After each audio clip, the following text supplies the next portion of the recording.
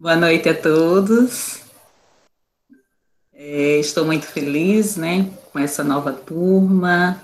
Desejo boas-vindas a todas. Como a professora Rosana falou, eu sou a professora Alberlene Ribeiro de Oliveira, sou doutora em Geografia, estou na área da linha da dinâmica ambiental e espero, né, que vocês possam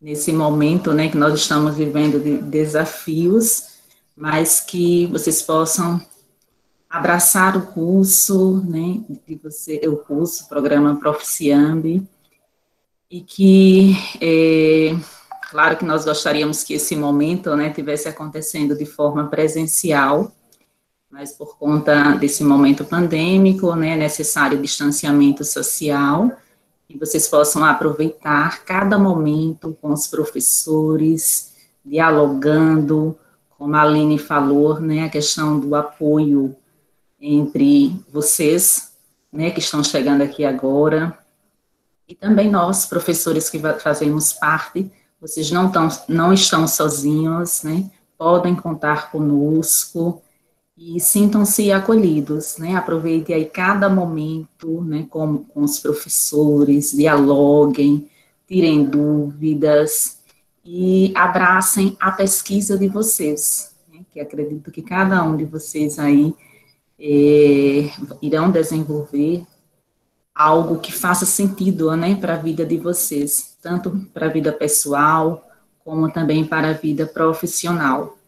Então, sejam muito bem-vindos, né, e nós acolhemos vocês com muita alegria, né, recebam aí a energia, né, do abraço virtual e sejam bem-vindos. Obrigada. Nós que agradecemos, professora Alberlino. Muito obrigada pela sua fala e acolhimento, né? É muito bom ouvir que todos os professores têm vindo para dizer exatamente isso. Vocês estão acolhidos, né? E sintam-se acolhidos e acolham-se, né? Então, agora que está gravando, eu vou falar de novo que o tema dessa aula, né? Essa aula temática hoje, Epistemologia das Ciências Ambientais, o professor Saulo Henrique. Então, vai falar um pouco para a gente sobre, no viés filosófico, como a gente percebe essa epistemologia, qual a necessidade dessa epistemologia, se há uma epistemologia das ciências ambientais. Então, professor Saulo, é com muita alegria e satisfação que eu passo a palavra para o senhor, meu querido amigo e filósofo do grupo.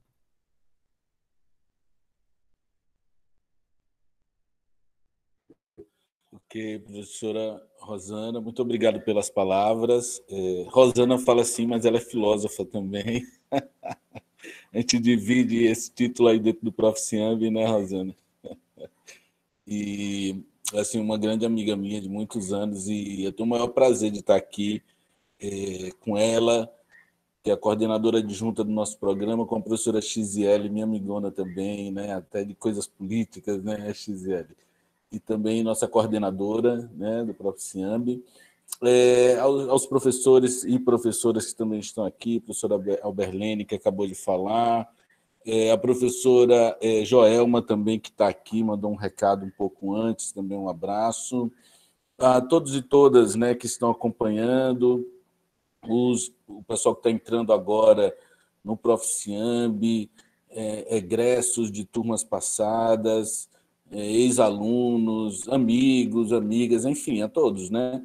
Todos e todas, assim, muito obrigado por estarem aqui. E, bom, sem mais delongas, né? Assim, Rosana já falou, né? Eu sou professor, meu nome é Saulo Silva, eu sou professor de filosofia do Colégio de Aplicação e do Proficiambi e do Programa de Pós-Graduação em Filosofia, né? E aqui no programa, no Proficiambi, eu desenvolvo algumas pesquisas, sobretudo tratando as questões mesmo do desenvolvimento das ciências ambientais. E esse tema, de fato, é um tema assim, muito provocador, mas também é um tema muito novo, né? Um tema que está sendo feito agora, está sendo feito, refeito, e etc. Então, em torno dessa temática, o que foi que eu fiz? Eu preparei alguns slides, né? Eu não vou aí cansar muito vocês, prometo, mas eu preparei alguns slides para a gente discutindo sobre a questão da epistemologia em geral e depois entrar no que poderíamos compreender, né, como epistemologia ambiental. Ok? Eu posso apresentar os slides, gente? Pode ser? Tá? Então, só lembrando que está gravando, né? Qualquer coisa. Eu não vou tomar tanto tempo, assim, apesar de serem assim, uns 18 slides, mais ou menos, mas não é nada de demais, assim, eu vou comentar rapidamente, depois nós abrimos para discussão, né? E só lembrando também que aí, hoje, por conta do feriado, né? Amanhã, então nós antecipamos o encontro, na próxima semana segue às quarta-feiras, e mais uma coisa também que eu acho que as professoras já comentaram na reunião da tarde, mas é que o pessoal que está entrando agora e ainda não fez o e-mail acadêmico, façam, porque é importante, até porque vocês entram na sala de uma forma automática, entendeu? Fica muito melhor a facilidade de entrar e acompanhar esse processo de ensino remoto, ok? Que aí dá direito a um e-mail, ao G Suite, ao Google Classroom, tem uma série de benefícios aí. Bom, mas isso é outra coisa, né? Vamos lá aos slides, tá?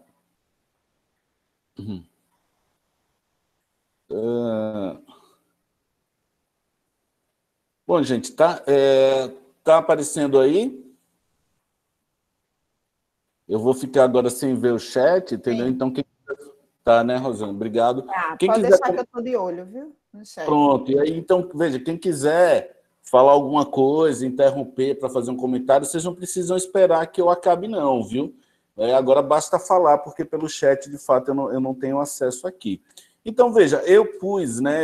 Quando eu estava elaborando esse slide, eu acabei chegando a esse título. Eu não sei se é um título pronto, fechado, mas assim, é algo que traz um pouco aquilo que sintetiza, diríamos, né, pelo título, um pouco do que eu quero trazer aqui para vocês, que é justamente isso, a crise ética das ciências e a emergência da epistemologia ambiental. Né? Então, vejam, primeira coisa, né, o que é epistemologia? Né? O que significa esse termo? E aí eu vou trazer, então, sobre isso algumas formas de compreender o significado dessa terminologia. Né? Primeiro é o seguinte, é uma definição de dicionário mesmo. Né? Agora não é qualquer dicionário, dicionário filosófico, né? Que é o dicionário Lalande, vocabulário técnico crítico de filosofia, ele diz o seguinte, gente, só um tempinho aqui, é porque chegou alguém, e aí como eu estou no começo, eu vou aceitar, tá? Porque a pessoa entrou agora, eu estou no primeiro slide, pronto, já aceitei, voltando aí... Então, vejam, então, o vocabulário técnico e crítico de filosofia diz o seguinte, que a epistemologia é essencialmente o estudo crítico dos princípios e dos resultados das diversas ciências, né, destinado a determinar a sua origem lógica, não psicológica, né, psicologia é uma outra coisa, a origem lógica, o seu valor e a sua importância objetiva. Né? Então, isso aí é uma definição assim, bem geral, né, da epistemologia, mas aí já disse que é o estudo crítico dos princípios e hipóteses que constituem as ciências. Né? Então, isso seria epistemologia. Como, então, Rosana já falou, a epistemologia também, muitas vezes, ela é compreendida como teoria do conhecimento, ou até, muitas vezes, vai aparecer o termo gnesiologia. Geralmente, são termos bem sinônimos, né, que dizem basicamente a mesma coisa, ou seja, estudo crítico dos princípios e hipóteses dos resultados das diversas ciências. Né? Então, por isso, por esse título, por essa definição, nós podemos entender que a epistemologia ela faz parte, ela pode ser empregada em todas as ciências, né? Porque ela vai investigar justamente os princípios lógicos da constituição de um determinado campo científico. Tá? Bom, mas eu penso que essa definição ainda não está boa. Ela ainda não está boa, então vamos uma definição etimológica. Né? O que seria uma definição etimológica? Seria uma definição que partiria para para a formação da palavra, né? Entender como é que se forma a palavra. Então, veja, primeiro, episteme, que vem do grego, da palavra gregazinha aí que eu pus aí, e episteme, em grego, significa ciência ou conhecimento do universal. Né? Vamos simplificar. Episteme significa, em grego, ciência, tá? E, por sua vez, logos, epistemologia, então ela é uma combinação de dois termos, um é episteme, o outro é logos, que significa razão ou discurso racional, mas também ela é uma faculdade intelectual, sinônimo de inteligência, né? Então, o logos é isso, o logos é o discurso racional, é o emprego da razão, mas também é uma faculdade humana. Qual a faculdade? A faculdade da inteligência, a faculdade racional. Essa definição que eu pus aí, essa definição etimológica, desculpe, eu retirei do vocabulário grego de filosofia, um dicionáriozinho que traz os termos básicos assim do grego, né, que são importantes para a filosofia. Então, aí, nesse sentido, vocês vejam que, de certa forma, por essa definição etimológica, epistemologia seria como se fosse assim um discurso racional sobre a ciência. É um discurso racional sobre a ciência. Então, dessa forma, e de certa maneira, a epistemologia ela é como se fosse, ela está para além da ciência, ela não é propriamente uma ciência, ao contrário, ela é uma disciplina, claro, uma disciplina científica, mas que tem por objetivo analisar, né? Ser essa espécie de discurso racional, uma análise lógica tal dos campos científicos das ciências em geral. Ok? Então, essa seria então a combinação das duas palavras que formam o termo epistemologia. Tá? Vejam, passando um pouco agora vão mais definições, porque eu ainda acho que ainda não está claro. Então, segundo um autor, né, ele tem um livrinho, é pena que eu estou compartilhando aqui, não posso mostrar o livro para vocês, né, um professor francês, Robert Blanchet. Ele tem um livrozinho, né, chamado A Epistemologia, é um livro de 1975, é bem interessante. É claro que ele não trata epistemologia ambiental, é mais a questão da epistemologia geral, tradicional, mas ele diz o seguinte, ele dá uma definição que eu gostei. Primeiro, epistemologia significa literalmente teoria da ciência, né? Ela define mais ou menos se algo é científico ou não, se há lógica nas formulações daquele campo científico ou não. Então, é uma definição bem interessante, né? Epistemologia significa literalmente teoria da ciência, né? E uma outra definição também do Robert Blanchet, ele diz o seguinte, que a epistemologia é uma reflexão sobre a ciência. É essa reflexão que eu falei, que é a metacientífica, né? Ela está para além da ciência, porque é uma reflexão sobre a ciência. Nesse sentido, é uma reflexão crítica, né? Crítica no sentido kantiano mesmo, de análise das condições e possibilidades. E o próprio Kant, na Crítica da Razão Pura, ele ali é um dos desenvolvedores da ideia de epistemologia, de teoria do conhecimento, enquanto uma crítica da forma como se estabelece as ciências, né? Ali Kant está mais preocupado com a metafísica, né? Mas a epistemologia tem sempre esse sentido metacientífico, ou seja, uma reflexão sobre a ciência, do mesmo modo que, por exemplo, a estética se tornou essencialmente uma reflexão sobre a arte e a filosofia moral uma reflexão sobre a ética, né? Então, temos mais duas definições aí, então eu penso que agora nós temos já assim, limpado o meio de campo quanto que significa epistemologia. Tá? Então, veja, uma outra coisa, para analisar, partindo desse dado, já que a epistemologia ela é uma teoria da ciência, então é preciso refletir nesse sentido como é que caminha a ciência, né? Como é essa coisa da ciência, até porque, como eu disse, a epistemologia científica ela está avançando, é uma coisa que está sendo construída do século XX para cá, então é algo muito novo, né? Então, nesse sentido, é importante que a gente entenda essa relação entre epistemologia e paradigmas, né? Então, o que seria paradigmas? Paradigmas aqui eu estou pensando mesmo paradigmas científicos, termo que, na verdade, é um termo grego também, mas que foi, digamos assim, reutilizado, né? E digamos assim, atualizado por um filósofo norte-americano chamado Thomas Kuhn. E ele diz o seguinte, né? Eu estou aqui, na verdade, não é uma citação do Kuhn, mas é uma citação de um outro dicionário, agora o Dicionário Geral das Ciências Humanas. É um dicionário também bem bacana, que traz todos esses termos aí. Isso é interessante, viu, gente? Aí o pessoal que está entrando agora, usar esses dicionários, eu fiz até isso de forma didática mesmo, para vocês verem como esses dicionários, que são dicionários de especialista, eles ajudam, né, a compreensão do objeto. Então, o Dicionário Geral das Ciências Humanas diz o seguinte sobre os paradigmas, né?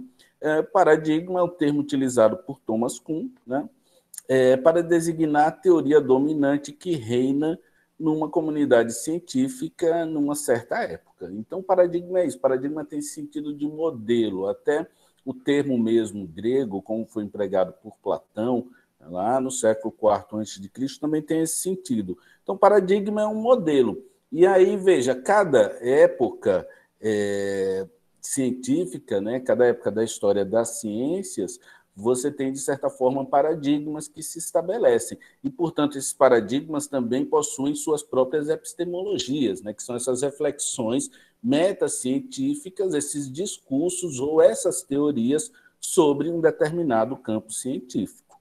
Ok? Mais uma definição agora do próprio Thomas Kuhn, né, que é importante seguir as fontes originais, né?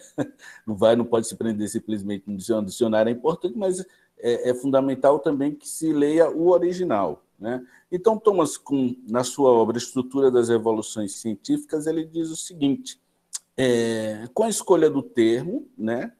Qual termo? O termo paradigma, pretendo sugerir que alguns exemplos aceitos na prática científica real proporcionam modelos dos quais brotam as tradições coerentes e específicas da pesquisa científica. Então, está aí na página 30. Né? Então, Thomas Kuhn volta a dizer que são modelos, né, dos quais brota uma determinada tradição coerente e específica da pesquisa científica. Então, isso quer dizer o que, basicamente? Quer dizer que cada época histórica, cada época histórica da ciência, né, da filosofia, e aqui filosofia e ciência não tem distinção, pelo menos agora no início, ela tem um paradigma, um modelo e, portanto, uma epistemologia. Tá? Então, vejamos alguns exemplos bem básicos. Eu não vou me estender nesses exemplos que eu vou trazer aqui, só para que a gente entenda como é que surge a questão desse novo paradigma ambiental, se é que a gente pode dizer assim, né? Então, e esse tema, é claro, temas como esse nós vamos ter mais liberdade para discutir durante a disciplina. Então, por exemplo, alguns paradigmas, começando com o paradigma antigo, né? Qual paradigma antigo? Aquele que, pelo menos, de um ponto de vista já tradicional, é óbvio que tem toda uma discussão sobre isso, onde nasceu a ciência, onde nasceu a filosofia, não foi na Grécia, foi no norte da África, foi na China, foi na Índia. A gente não vai entrar nisso, né, Rosana? Não vamos entrar nessa discussão, vamos pegar a definição mais tradicional, né, que diz que a filosofia nasceu na Grécia, tal, século VII a.C., etc. Então, esse aí, na Grécia, então você tem o estabelecimento do primeiro paradigma científico, do primeiro modelo, e também da primeira tentativa de estabelecer uma teoria da ciência, do que é científico, da sua lógica, e etc. Então, como vocês podem ver aí no slide, século VIII ao século IX, século VIII ao século IX a.C., na Grécia Antiga, denominado de Era da Teoria do Conhecimento Clássico. Né? Então, nesse período, acreditava-se, então, que a natureza tem uma ordem, uma causa e um efeito, e tudo poderia ser explicado como parte dela, pois a verdade está nela contida, a verdade, portanto, se daria pelo uso da razão. Então, isso aqui é alguns esboços muito básicos assim, do paradigma clássico grego. Né? Então, por algumas razões, por exemplo, Platão fazer apologia do estudo da matemática, entender que o cosmos, a astronomia, na verdade, o conhecimento astronômico do cosmos é muito semelhante ao estudo da geometria, ou então, por exemplo, o próprio Aristóteles, né, com suas ideias de leis naturais, etc., que leis essas que regulam o funcionamento dos corpos naturais, mas também impõem uma determinação sobre os corpos humanos, né? Então, esse é um pouco, assim, muito en passant do que poderia ser compreendido como aspectos do paradigma científico antigo. Bom, alguns aspectos agora do paradigma medieval, né? Entender dessa... Claro, isso funciona de maneira didática, como eu estou dizendo, né? Entender assim, a evolução da ciência. Não estou falando de evolução no sentido de sair de algo inferior para algo melhor, ou então um progresso das ciências, não é muito nesse sentido, não. Só mesmo uma questão mesmo de fases históricas, né? Então, por exemplo, alguns paradigmas, agora de novo, só que agora paradigmas medievais, né? Então, veja, com o surgimento da teoria do conhecimento, do século I ao século XIII, é mais ou menos o período aí que corresponde à Idade Média, né? Na Idade Média, o homem é, então, concebido como criatura de Deus e se define na relação com o absoluto. A verdade se dá pela fé, pelas escrituras sagradas e etc. Então, veja, o paradigma medieval ele põe, de certa forma, uma revolução no âmbito do fazer científico e filosófico. E aí tem muita crítica sobre isso, tem elogios, tá? A ideia não é discutir bem isso agora, mas se impõe, de certa forma, uma nova concepção de ciência, né? Mesmo fazendo uso dos antigos, dos gregos e etc., mas agora você tem esse outro elemento. Qual é o elemento? As escrituras sagradas, a religiosidade cristã e etc., e que impõe, de certa maneira, uma nova teoria, né? Uma nova teoria do conhecimento e um novo paradigma científico. E é um paradigma científico longuíssimo, né? Que ficou aí cerca de 1000 anos de história, né, das ciências, tá? Inclusive com a origem das universidades, né, já depois, né, século VII ao século VIII, por aí, enfim, tem muita coisa aí, tá? Bom, depois disso, alguns paradigmas, e agora o caso moderno, né, a questão de como a ciência ela se transforma na idade moderna, que é o caso moderno. Veja, eu trouxe aqui alguns exemplos, eu posso me deter um pouco mais nesse caso aqui, porque é aquilo que nos fala de mais próximo, né, que são os casos modernos. Inclusive, a epistemologia ambiental e a teoria das ciências ambientais, tudo isso é uma forma também de reagir aos efeitos, digamos assim, e consequências da ciência moderna, né? Isso aí está no livro de todos os autores que escreveram sobre ética ambiental, ciências ambientais e etc. Então, vejam vocês. Então, no início da Idade Moderna, essa visão teocêntrica, que a gente acabou de falar, que aparece lá, que essa visão teocêntrica medieval, ela está incluída até, né, ela está incluída do cosmos ao lugar do homem, né, no cosmos, né? Então, tudo gira em torno de Deus, né, de Theo. Então, essa visão teocêntrica é substituída pela visão antropocêntrica. A crença de que o homem pode conhecer a natureza. Isso também, de certa forma, é um retorno aos gregos, né? Então, os paradigmas também, ele tem isso, né? Um paradigma pode permutar aí com o outro, trazer algumas influências. Agora, obviamente, cada época ela tem as suas próprias características. E por mais que você traga um termo antigo para falar de uma realidade presente, você pense que isso é possível, esse termo ele é sempre atualizado, ele nunca vai comportar o mesmo o significado que tinha em uma outra época, tá?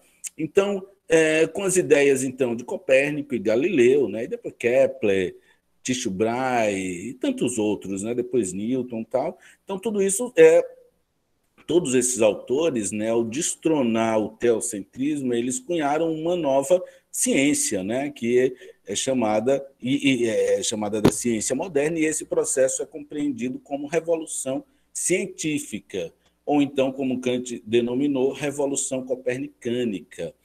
De fato, é uma grande revolução no âmbito das ciências, né? E sua maior contribuição assenta-se na premissa de que o homem e a Terra não eram o centro do universo, né? Porque é uma coisa... Por que maior contribuição? Porque isso é muito básico nas ciências modernas, né? Esse aspecto, até porque, por exemplo, só para vocês terem uma ideia, o Galileu está utilizando a luneta e está descobrindo coisas fantásticas, né? Por exemplo, foi o Galileu que descobriu as luas de Júpiter, pelo menos as 4 luas maiores de Júpiter, né?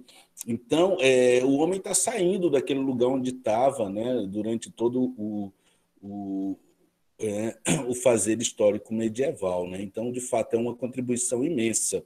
Então, sua maior contribuição assenta-se na premissa de que o homem e a Terra não eram o centro do universo e de que a Terra girava em volta do Sol. Então, isso é um paradigma moderno por excelência.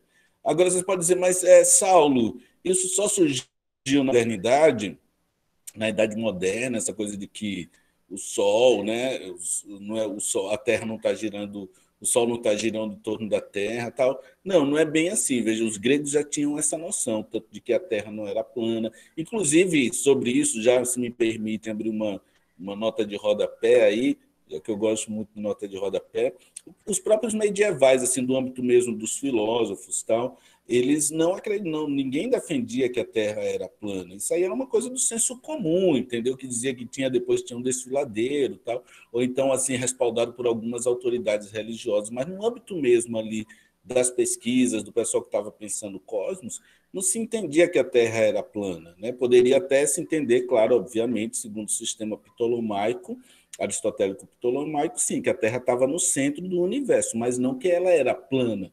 Né? Então, isso assim, é um absurdo, né? Que nem na Idade Média isso existia. Né? Então,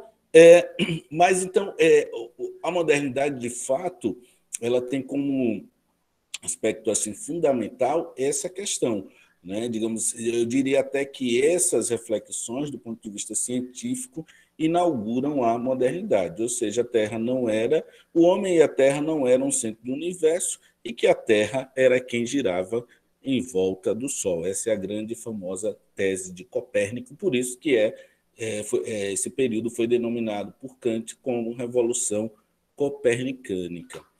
Mas alguns aspectos assim do paradigma moderno, vejam, a modernidade também tinha uma visão caracterizada pela descrição matemática dos fenômenos e a subjetividade era considerada como uma projeção mental. Então, isso aí assim, é bem característico também da modernidade, sobretudo da filosofia de René Descartes.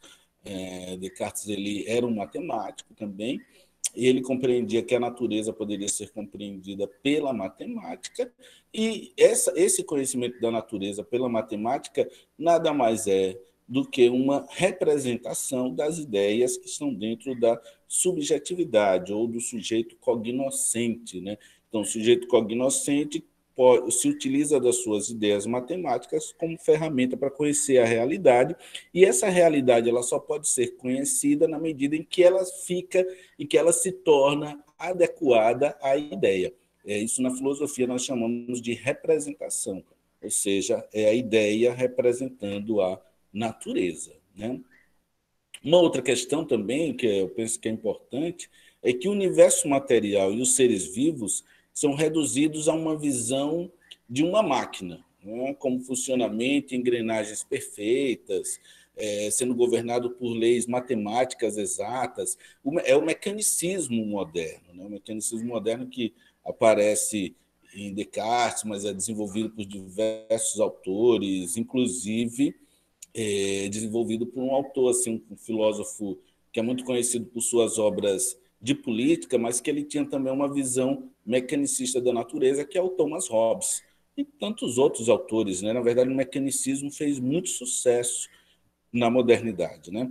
Então, como está aí na sequência dessa concepção linear e mecanicista do universo, proposta por Descartes, depois Isaac Newton, como eu disse, Hobbes, tantos outros autores, eles afirmam a lógica mecanicista, e que também ela é racionalista, como eu já disse, porque ela parte da ideia de que a razão humana vai compreender os objetos e que só pode haver conhecimento na medida em que a realidade exterior, a minha subjetividade, pode, digamos assim, se enquadrar dentro da ideia matemática que está lá dentro da racionalidade do sujeito cognoscente. Né?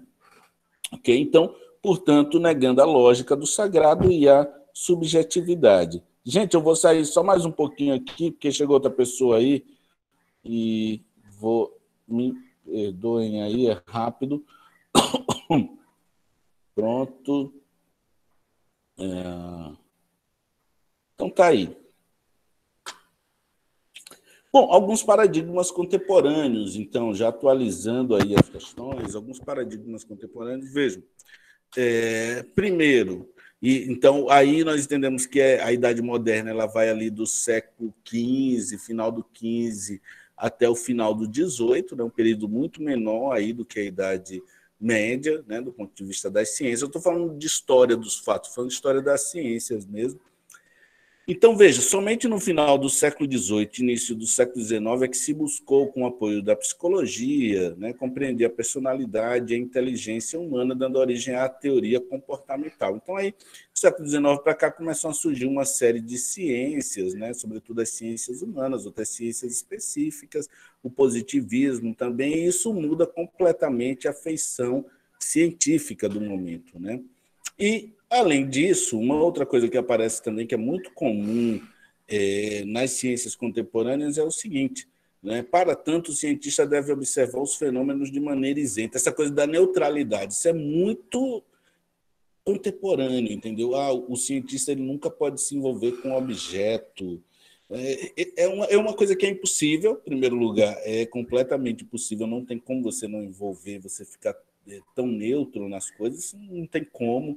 A gente sabe hoje, com o desenvolver dessa tese, que isso é impossível, mas é algo que surgiu, é muito próprio com o positivismo, né? Essa coisa da neutralidade científica, de simplesmente observar o fenômeno de maneira isenta e distante, né?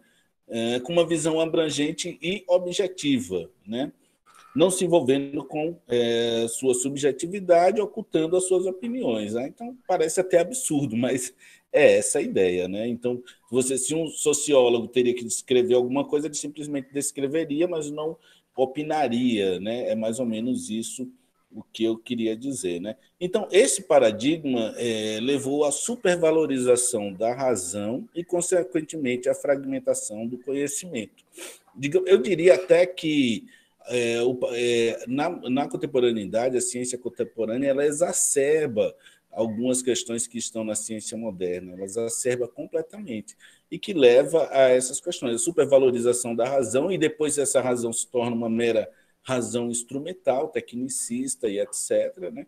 E também a fragmentação do conhecimento científico, porque também nesse período aí, do século XIX para o século XX, surgiu também na arena aí das discussões a ideia da morte da filosofia, que é um outro tema também, que eu não vou discutir aqui com vocês, mas foi um tema que pegou muito, essa ideia de que a filosofia estava... E por que a filosofia estaria morta? Justamente por conta dessa supervalorização das ciências específicas, da objetividade científica, da neutralidade, etc. E, sobretudo, né, essa supervalorização dessa razão instrumental. Então, a razão instrumental passa a construir todas as coisas, o desenvolvimento da tecnologia, né, leva a resultados fabulosos. Então, para que Só que a grande questão era o seguinte, que a filosofia, até, por exemplo, até parte do século XIX, ela tinha essa função, né, de dar, digamos assim, uma unidade para o conhecimento, para o escopo do conhecimento. Então, quando a filosofia morre, é óbvio que a filosofia não morreu, né? Eu estou aqui falando com vocês, não que eu seja a filosofia, mas, né, me formei na filosofia não tem tanto tempo, então é sinônimo de que ela não morreu, né? Senão não estaria aqui formado em filosofia.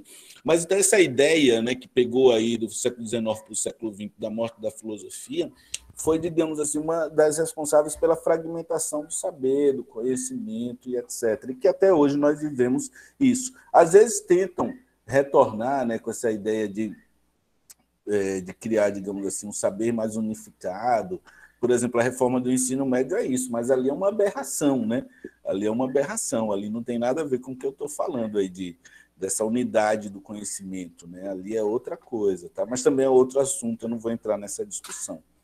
Bom, então, dentro desse cenário, como surge a epistemologia ambiental? Por que, então, a epistemologia ambiental? Então, veja, gente, primeira característica é o seguinte, durante todos esses momentos da ciência que eu fui mostrando aqui para vocês, uma coisa importante é o seguinte, é que em nenhum momento a natureza, né, nem existia o termo ambiental, esse termo não existe, muito menos o termo meio ambiente também não existe, são termos que começam a ser desenvolvidos no século XX, do século XX para cá. O que se falava era a natureza, a natureza, a natureza. A natureza ela nunca foi um elemento, de fato, de preocupação do ponto de vista ético, né? Do ponto de vista de desenvolver uma ciência preocupada com a preservação, a manutenção das condições naturais que permitisse a vida, que permitisse a continuidade da existência humana e dos outros seres, e aí vai depender. Isso nunca existiu, nunca. Você tem assim algumas, digamos assim, lapsos, né? Ali no final da modernidade, um autor ou outro falando assim da importância de você ter um sentimento da natureza e etc., mas nada específico, né? Então, o que é que ocorre? Ocorre o seguinte, né? Primeiro, né, em primeiro lugar, é importante termos em vista que apresenta-se como um novo paradigma, essa é uma ideia minha, que a epistemologia ambiental apresenta-se como um novo paradigma. E por que isso? Primeiro, pelo seguinte, né?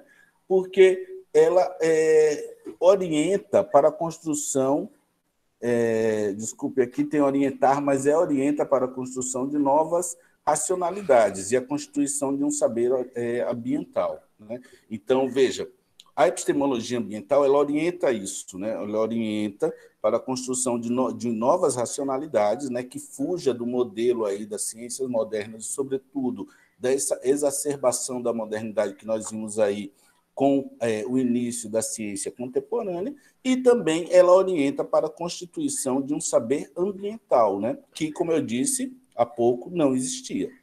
Ok?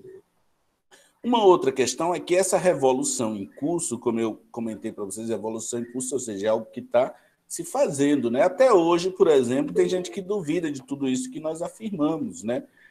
Não é, Rosana? Não é a XL e Alberlene, Joelmo, pessoal. E tem gente que diz que nada disso está acontecendo, que é tudo coisa de comunista, que não tem que ter preocupação com o meio ambiente, que a gente pode destruir tudo e lá se vai, né? Então, por isso que eu digo aqui para vocês que essa é uma revolução em curso. E essa revolução em curso ela visa responder aos problemas ambientais que se tornaram urgentes desde o fim do século XIX e deram início à chamada crise ambiental, né? A crise ambiental é isso, a crise ambiental digamos assim, é um diagnóstico, né? Diagnóstico de uma situação em que pode não ter mais volta, né? Pode não ter mais volta. Então, a degradação do planeta e das condições que permitem a vida pode ser tal que não tenha mais como retornar a, digamos assim, as condições que nós temos hoje, né? Então, essa coisa da crise ambiental, ela trouxe todo esse debate, né, sobre uma epistemologia ambiental, um saber ambiental, uma ética ambiental, ao desenvolvimento das ciências ambientais e etc., né? Então, tudo isso é muito recente, como eu tenho dito para vocês, né? Ainda sobre isso, né, a percepção da crise ambiental. Veja, com a clareza dos primeiros sintomas de degradação das condições que permitem a vida, surgiram preocupações iniciais com a preservação do planeta. Aqui, quando a gente fala preservação, eu sempre fico assim, eu boto preservação ali, aí em alguns lugares aparece conservação, não sei para quem está chegando aí, eu sei que as professoras sabem muito bem disso, mas assim, o pessoal que está chegando, tem um debate aí das ciências ambientais, que foi um debate de origem, né? Sobre preservação, conservação, então a gente não vai entrar nisso, né? Agora, mas há um debate, entendeu? Então tem que ter cuidado quando usa preservação, conservação e etc., tá?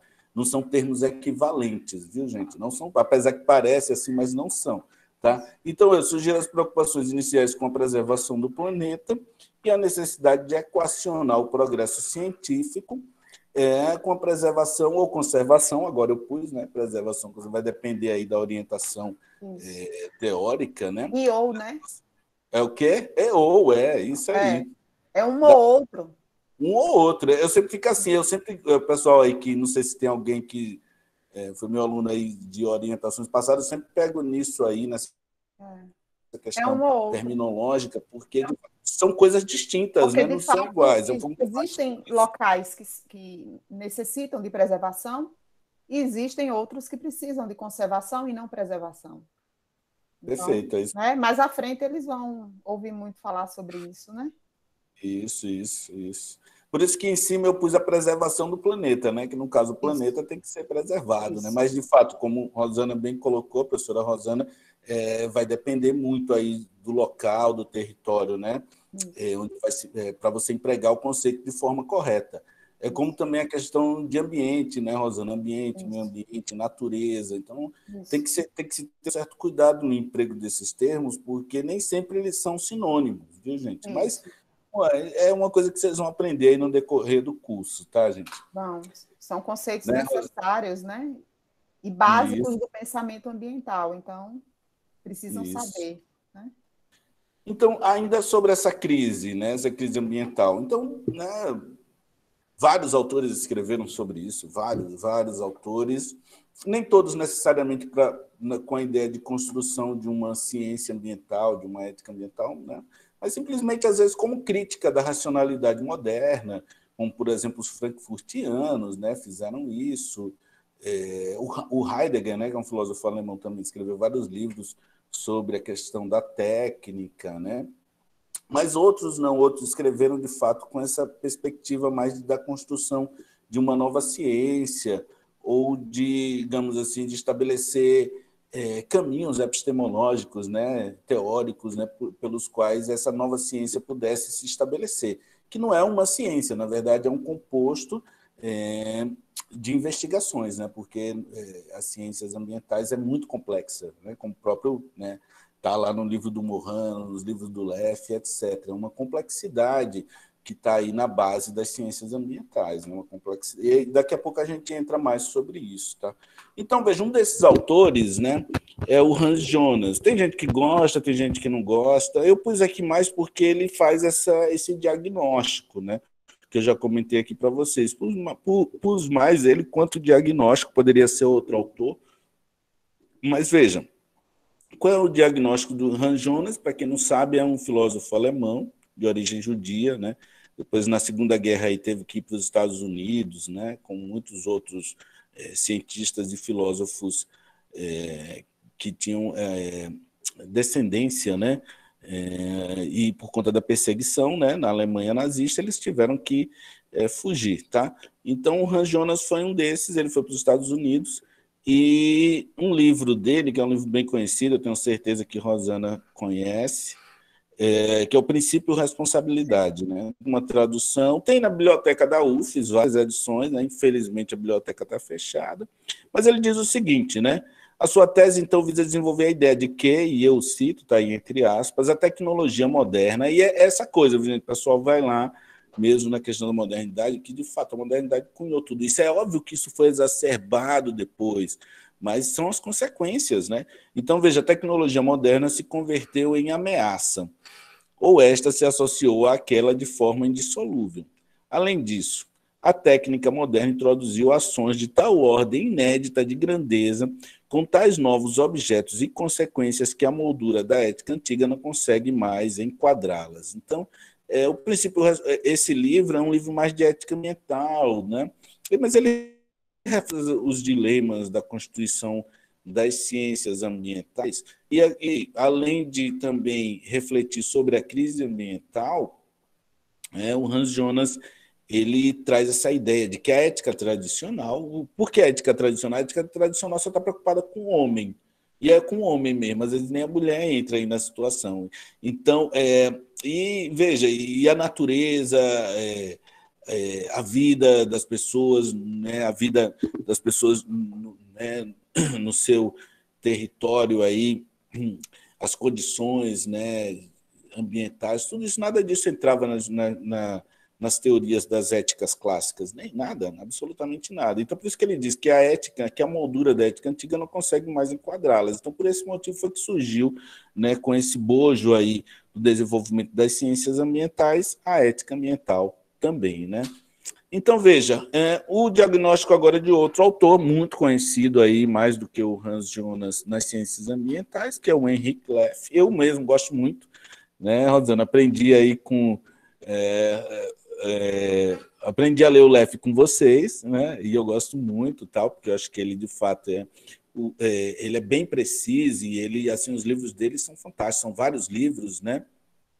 E, para quem não conhece, o Leff é um pensador mexicano, né? Um pensador porque, de fato, ele permuta com diversas áreas. Economista, sociólogo. Economista, filósofo, ele é tanta coisa, o Leff. As obras dele são assim, é coisa fantástica. É sempre bom, então, vocês aí terem o Leff como uma boa referência, né, para as pesquisas de vocês. Não todos esses que eu estou falando, mas o Leff, de fato, assim, pela quantidade de produção na área, ele, de fato, é uma referência. E, assim, os livros são muito densos, né? Ele se aprofunda muito na temática, tá? E um livro dele que eu gosto, eu tenho aqui, que é esse Aposta pela Vida, que eu acho que é isso mesmo, é Aposta pela Vida, né? É um dos mais recentes, perfeito. Ele diz o seguinte nessa obra: esta crise foi qual crise, gente? A crise ambiental, né? Esta crise foi um acontecimento histórico, né? Para quem não sabe que existe essa crise, saiba agora, existe uma crise ambiental, né? Que existe aí, que vem sendo percebida desde o século XIX para cá. Eu falo isso desde o século XIX porque nas obras do Reclus já tem, não é, Rosana? Essa espécie de preocupação aí.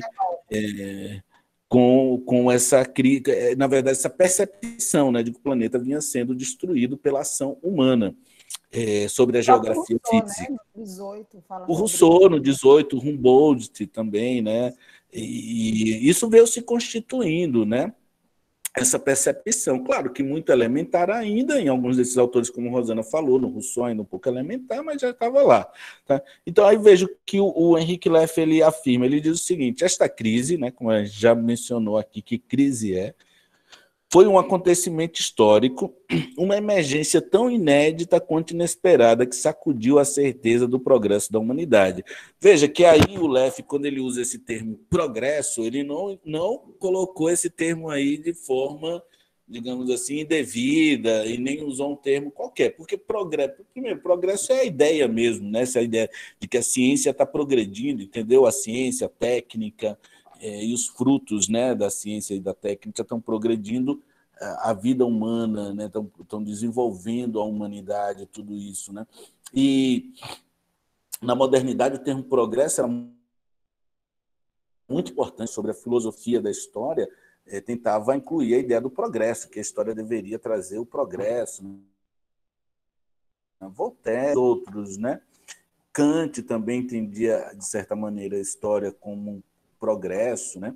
E o progresso também é um dos temas do positivismo, né? Não é à toa que na bandeira brasileira está lá, ordem e progresso. Qual é o progresso? É esse progresso que eu estou falando, progresso das ciências, progresso do emprego da técnica e etc. Então, vejo que o Leff diz que a crise foi algo tão, assim, digamos assim, importante, né? Algo tão grandioso que sacudiu a certeza do progresso da humanidade, tanto da questão da continuidade da humanidade, porque o que está em jogo também é isso. Obviamente, assim, a minha visão ética sobre essa questão, eu não restringiria a humanidade, eu penso que a gente tem que ter essa aposta pela vida em geral, tudo que é vivo tem que ter o direito à existência, né? A gente não pode destruir a diversidade, né? Jamais, né? A gente não tem que ser a preocupação com o ambiente não pode ser restrita à humanidade, mas, de fato, né, a própria humanidade, nesse sentido, pode estar com os dias contados, caso, de fato, não haja um freio aí nessas causas da degradação ambiental e da destruição das condições de vida de nosso planeta, né? Porque não vai dar tempo de todo mundo ir para Marte, nada disso, viu? Quem for vai ser só um pouquinho de gente, etc., tá? Mas também é outro assunto, viu? Porque também essas coisas, você vê, tanto da política ambiental quanto da ética ambiental, tem muita gente hoje refletindo sobre isso, sobre essa corrida espacial, né? Essa nova corrida espacial. E, ao que parece, muita gente tem pensado nisso, que as elites, né? E os donos aí do mundo, né? Entre aspas, eles estão, digamos assim, já preparando uma fuga. Né? E aí tem muita gente desenvolvendo isso. É claro, parece assim algo assim de voador, mas tem muito trabalho científico sobre isso importante. Tá? Então, vejam, a crise civilizacional que temos vivido demonstra que o simples raciocínio calculista e preso à utilidade, porém despido de qualquer reflexão problematizadora, pode nos levar ao abismo da destruição de nosso próprio mundo e de outros mundos que o homem vem a conhecer, que essa é a minha reflexão, gosto de trazer, porque, de fato, É isso que pode acontecer, né? E aí, não satisfeito, a gente vai colonizar outro mundo, claro, e com o progresso das ciências, né? Da tecnologia, da ciência, colonizar outro mundo, destruindo o nosso, né? E ninguém sabe o que é que pode ocorrer também nesse outro mundo aí que possa vir a ser colonizado. Então, é isso que está em jogo, tá? Ainda sobre isso, então, o LEF publicou uma obra chamada Epistemologia, uma obra também que eu acho bem interessante. E aqui, o que eu vou fazer? Eu vou trazer alguns raciocínios a partir dessa obra de LEF, de um artigo também, que ele tem um artigo que não é só sobre epistemologia ambiental, tem um título bem longo, ele fala da complexidade, da racionalidade, do saber ambiental, de uma série de assuntos. Mas veja, então, o que seria como é, então, a proposta da epistemologia ambiental? Veja, a epistemologia ambiental, então, ela é meia de uma nova racionalidade. Né? Por quê? Porque aquela racionalidade tradicional, a gente já viu, não contempla a natureza, ao contrário, só contempla a natureza enquanto objeto a ser apropriado e a ser modificado. Né? A racionalidade moderna e da ciência contemporânea, que surge logo ali como exacerbação da modernidade, ela entende a natureza dessa forma. Né? Então, a epistemologia ambiental ela emerge como essa teoria de uma nova racionalidade, né? Que aí o LEF, por exemplo, vai denominar de racionalidade ambiental. E desenvolve o saber, cuja gênese consiste em conhecer, compreender e discutir as causas e os efeitos da desproporcionalidade entre as necessidades humanas, que são ilimitadas, né? Porque os celulares, daqui a pouco sai um celular novo, são exemplos assim bobos, né? Que vocês estão acostumados, mas são verdades. Mas só para vocês entenderem de como essas necessidades, que não são necessidades propriamente ditas, né? São mais fetiches, né? São desejos. São desejos, né? E assim, e aí você tem um celular novo, um carro novo, isso novo, aquilo tá. Só que essas vontades, esses desejos, como bem falou a professora Rosana, eles são limitados. São limitados, mas os recursos naturais são limitados. Os recursos são limitados. Então, não adianta querer, porque a moda, eu estava até falando com um amigo meu esses dias, ele está dizendo que a moda agora é cortar os pés de jaca para fazer móveis. Eu não sei se vocês já viram essa. Eu estava sabendo, um amigo meu mandou um áudio dizendo isso. E aí, veja, não adianta todo mundo querer ter um móvel feito de jaqueira, porque uma hora não vai ter mais jaqueira, entendeu? É isso que está em jogo. Então, os recursos naturais são limitados. Não adianta a gente encher um mundo de gente, porque uma hora não cabe, entendeu? Então, os recursos naturais são limitados, mas essas vontades, esses desejos humanos são ilimitados. E veja que ainda em torno disso que a professora Rosana falou de desejos, imagine, nem todo mundo pode satisfazer os desejos, né? Porque existe aí a questão aí de países que têm, de fato, a população completamente empobrecida, que não pode comprar aquilo que quer, e outros países, né, as pessoas podem ter 4, 5 computadores, não sei quantos celulares, 3 carros na garagem, entendeu?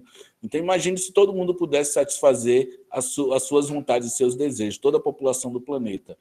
Já tinha acabado, a Terra já tinha entrado aí em uma situação, de fato, de bancarrotas aí do nosso planeta, né?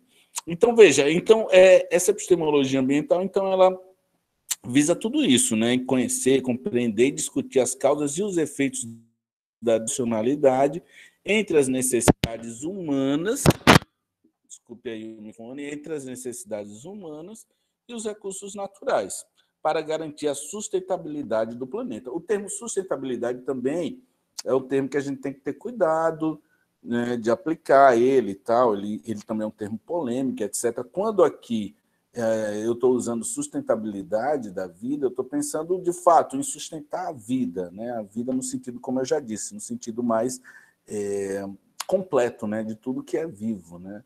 Okay? Então, continuando ainda sobre esse assunto, né? Ainda sobre a gênese, né? Então, a gênese da epistemologia ambiental constitui em problematizar o desenvolvimento da racionalidade econômica, impulsionadora do pensamento único a partir das degradações dos recursos naturais engendradas pelo atual avanço do modelo de desenvolvimento socioeconômico. Um pouco daquilo também que eu já falei, né? Dessa vontade, desses desejos, dessa coisa da produção exacerbada, né? De se apropriar da natureza, dos produtos naturais para gerar mercadoria para ser comprada, entendeu? Então, tudo isso é essa racionalidade, né? tecnicista, instrumental e econômica, né, muito própria do sistema capitalista. Então, a epistemologia ambiental ela problematiza isso. Por quê? Porque a sua ideia é construir uma, digamos, orientar, é uma teoria que visa orientar a constituição de uma outra ciência. É um novo paradigma que está em jogo. Tá? Ainda sobre isso, algumas caracterizações de Leff, como eu disse, então, da epistemologia ambiental, né? Algumas caracterizações segundo o Leff. Vejam o que o Leff diz. Primeiro, a crise ambiental é uma crise da razão, né? Já comentei por quê, né, para vocês, né? A razão aqui, nesse sentido, são essas orientações, né, que deram origem, que, digamos assim, que são consequências do pensamento moderno e depois foi exacerbado pela ciência contemporânea. Então, nesse sentido, a crise ambiental é uma crise da razão. São tudo passagens do próprio Leff. O Leff também diz o seguinte: o saber ambiental busca, então, conhecer o que as ciências ignoram, porque seus campos de conhecimento projetam sobras sobre o real e avançam disciplinando paradigmas e subjugando saberes, né? Então, veja, é um novo paradigma. Por quê? Porque ele visa, de fato, como o próprio Leff colocou ali, conhecer o que as ciências ignoram. As ciências tradicionais, como eu já expliquei, não estavam interessadas nas questões ambientais e nada disso. O ambiente, para ele, nem existia, porque, como eu disse, o termo é do século XX. Então, a natureza era só algo para ser apropriado. Gente, isso é tão assim... Isso faz tão parte da gênese humana que está até na Bíblia, isso lá em Gênesis, capítulo 21, versículo não sei o que tem lá, né? Sede fecundos e dominai a terra, os peixes do mar, as aves do céu, tudo que rasteja. Então, até ali na Bíblia tem essa ideia de que o homem deve dominar, se apropriar de tudo, sem nunca refletir até que ponto eu posso me apropriar disso. Será que há um limite? Então, isso não existia. E essa tradição, essa, digamos, orientação, que, como eu disse, está na religião, está nas ciências, perdurou de forma imperativa, pelo menos até o século XX, até uma parte do século XX, tá? Que foi quando, digamos, o diagnóstico da crise ambiental alarmou todo mundo. Alarmou todo mundo, não, desculpe, algumas pessoas, porque tem gente que acha que nada disso existe, que é tudo uma fábula. A complexibilidade ambiental, como eu já tinha dito para vocês, então o saber ambiental, né, essa nova epistemologia, ela é complexa, né, ela traz uma série de questões, né, ela não é pautada pela ciência tradicional, é uma outra orientação.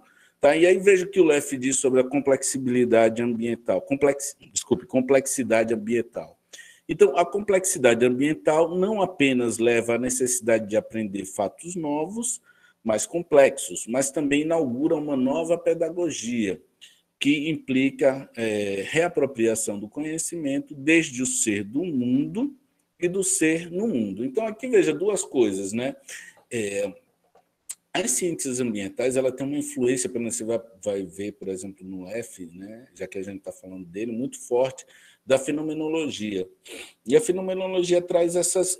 na verdade, foi uma vertente científica, filosófico-científica, né? Desenvolvida por um filósofo chamado Edmund Husserl, e que visava, digamos assim, responder, ou então trazer uma saída, né, para aquela exacerbação que eu já comentei das ciências contemporâneas, sobretudo a ideia da fragmentação do saber e etc. E aí, então, a fenomenologia é isso, é uma ciência que se constitui a partir da consciência do sujeito no mundo, né, e da sua troca com os outros indivíduos. Né? Então, por isso que está ali, ó, de ser do mundo e do ser no mundo, a partir do saber e da identidade, que se forjam e se incorporam ao ser de cada indivíduo e cada cultura. Então, veja, o ser do mundo, o ser no mundo, a identidade de cada indivíduo, a cultura. Então, tudo isso faz parte dessa complexidade ambiental e muitos outros fatores também. Tá? Ainda sobre isso, saber ambiental, então... não é o conhecimento. Então, o que é, Saulo, o saber ambiental, então, que o Leff está falando? Veja, como ele mesmo fala, aí uma citação dele também, não está entre aspas, não sei porquê, mas é uma passagem do Leff. Então, ele diz o seguinte: o saber ambiental não é o conhecimento da biologia ou da ecologia, Não é só isso. É isso também, mas não só isso, entendeu? Mas não trata apenas do saber a respeito do ambiente, sobre as externalidades das formações teóricas centradas em seus objetos de conhecimento, mas da construção de sentidos coletivos e identidades compartilhadas que formam significações culturais diversas, na perspectiva de uma complexidade emergente de um futuro sustentável. Então, o saber ambiental tem essa função, é por isso que ele pode ser compreendido como algo transdisciplinar, não simplesmente interdisciplinar, mas algo transdisciplinar, né? E que também está preso a isso, a um indivíduo, a sua cultura, a troca de saberes entre os indivíduos. Por isso que a questão dialógica é tão importante, né, para as ciências ambientais. Ela é fundamental, porque é o indivíduo que está ali, que sabe da sua realidade, que sabe do problema, e ele tem que dialogar sobre isso, ele tem que falar, ele tem que participar dessa construção, né? Porque senão seria uma ciência meramente tradicional, entendeu? Então, e um outro aspecto que eu tinha dito para vocês, eu penso que é o último slide, eu sei se vocês já estão cansados aí, não sei se é o último não, eu penso que é o da racionalidade ambiental, né? Então, você tem, como eu disse, né, a racionalidade moderna, é só a racionalidade moderna, é aquilo que... Tem um filósofo que eu gosto também, um filósofo contemporâneo chamado Habermas, ele defende uma racionalidade comunicativa, né? Que também é uma tentativa de sair da racionalidade moderna, centrada no sujeito, né? No sujeito cognoscente da realidade, e etc. E a ideia do Habermas também permuta com as causas ambientais, porque ele traz essa coisa da dialogicidade, etc., que a gente comentou há pouco. Inclusive, o Leff trabalha com algumas obras do Habermas, menciona a questão da dialogicidade, e etc. Então, veja, o que o Leff fala da racionalidade ambiental. A racionalidade ambiental abre um mundo pleno de muitos mundos, né? Essa coisa, né? Do diálogo, né? Por meio de um diálogo de seres e saberes. Qual o saber? O saber que você traz dali da comunidade, da sua cultura e etc. Da sinergia da diversidade e da fecundidade da outredade. Gostou desse termo, outredade? Eu achei assim fantástico. Que seria do outro, né? Mas é um outro quase como se fosse um outro substancial, né? Que é esse indivíduo, que ele é fruto da sua cultura, das suas tradições, do lugar onde vive, etc. Esses indivíduos eles têm que serem elevados à possibilidade de discorrer sobre as suas questões, sobre o modo como ele entende o seu ambiente e como ele o conhece, né? Também. Então, o pensamento da complexidade ambiental leva, assim, a compreender o mundo no rumo do ser com a natureza, e do ser com o outro, e do ser com o outro e com o outro, né? Ok? Transbordando a relação de um conhecimento entre conceito e real para um diálogo de saberes. Então, só retornando essa parte, transbordando a relação de conhecimento entre conceito e real, foi aquilo que eu disse que, basicamente, a filosofia moderna faz, né? Que o conceito ou a ideia deve conhecer a realidade na medida em que a realidade se adequa ao conceito. Agora, para o quê? Para um diálogo de saberes. Saberes de quem? Das comunidades, das culturas, dos povos e etc. Ok? Eu penso que... Opa! Bom, gente, acabei acima, era de fato a última tela. Bom, era isso que eu tinha aqui para mostrar para vocês, né? Essa tentativa de fazer essa reflexão, um pouco de história também da ciência, mostrando aí os paradigmas, o sentido de epistemologia e como vai surgindo essa ideia de epistemologia ambiental no desenvolvimento das ciências ambientais. Bom, é óbvio que durante a disciplina, sai um pouco agora aqui do compartilhamento, para abrir aqui, é óbvio que durante a disciplina nós vamos discutir, né, de forma mais detalhada todos esses aspectos, entre outros, né, entre muitos outros, porque não é só epistemologia, né, é também desenvolvimento de produtos, tudo isso. Bom, mas era isso que eu queria trazer aqui para vocês, espero que tenha sido proveitoso, e a gente abre agora para as discussões, né, Rosana, Xiziele, vocês aí coordenam. Obrigado, viu, gente? Saulo, tire do compartilhamento Para a Opa, apresentação, por favor. pronto, Então, pronto. coisa demais, hein? Onde foi que eu me meti? Onde foi que eu entrei? Acabei de entrar. Olha só, eu vou começar a falar para contribuir um pouco com o professor e com vocês também. Talvez alguém aí esteja se perguntando onde eu estou nisso tudo aí, né? A gente viu um itinerário aí desde o pensamento grego até o atual, né? A gente entendeu parcialmente, né? O que seja epistemologia, o que sejam paradigmas, entendeu que existe um pensamento que ele, como o professor Saulo bem colocou, não é uma evolução no sentido de dominação de conhecimento, mas um itinerário, uma passagem, né? E que, como toda passagem, sempre leva algo por onde passou. Então, a gente tem, inicialmente, os pré-socráticos, né, que trouxe muito desse pensamento científico que nós temos hoje, entender o que é o átomo, o que é a físis, que era a natureza mais tarde, vira a natureza.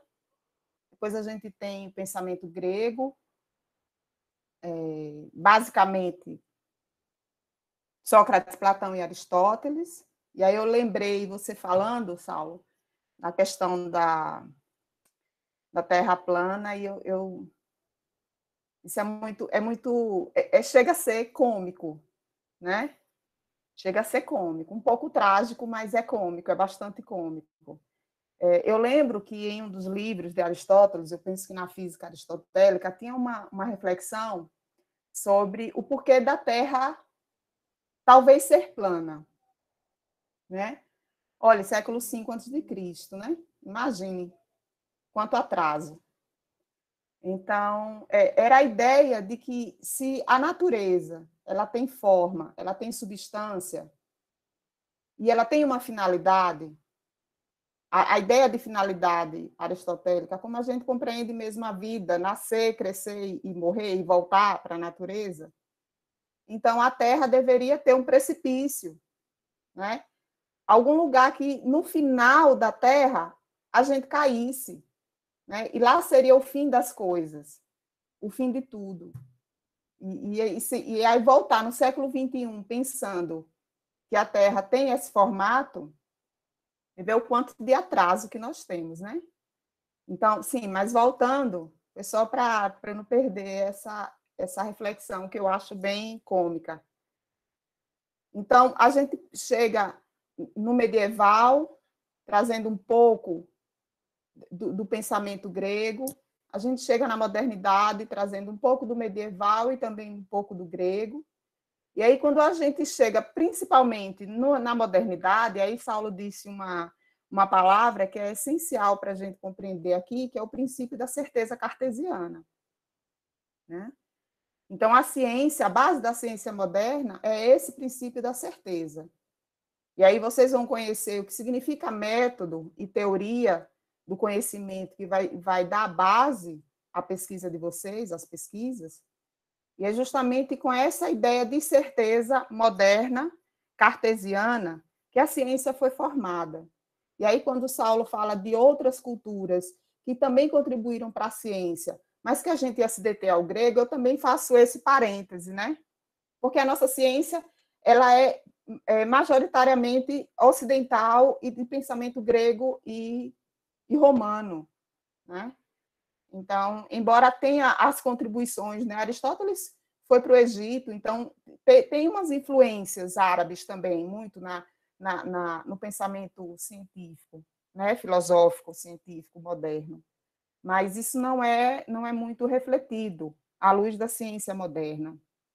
Quando a gente chega, então, na segunda metade do século XX, é que chega essa reflexão do pensamento ambiental. E é o lugar que vocês ocupam.